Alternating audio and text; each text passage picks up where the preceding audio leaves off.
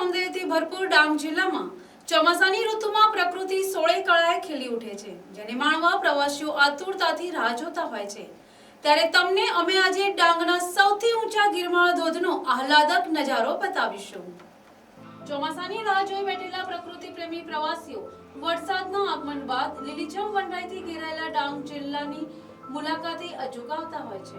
ત્યારે ડાંગના સુબીર તાલુકામાં આવેલ ગિરા નદી પર આવેલ ગિરમાળ ધોધ જે હમણાં સોળે કળાએ ખીલી ઉઠ્યો છે, એનો નજારો માણવા પ્રવાસીઓ ઉમટી પડતા હોય છે।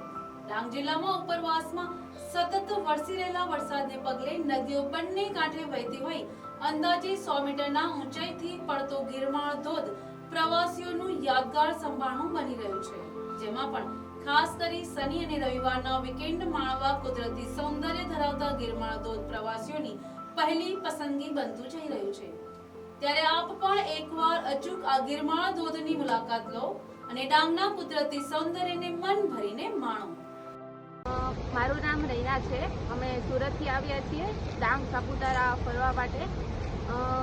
અહીંયાનું વાતાવરણ એકદમ સરસ છે, મજા આવે, આનંદમય છે અને અહીંયા બી આમ ધોધ ને એવું બધું જોઈને ખૂબ જ આનંદ થઈ જાય, માઇન્ડ ફ્રેશ થઈ જાય। પછી અહીંયા નજીકમાં બી ઘણા બધા સારા સ્થળ છે, જેમ કે સબરીધામ છે, પછી યુટર્ન છે, યુટર્નમાં જે નદી આમ યુટર્ન લે છે તે બી દેખાય।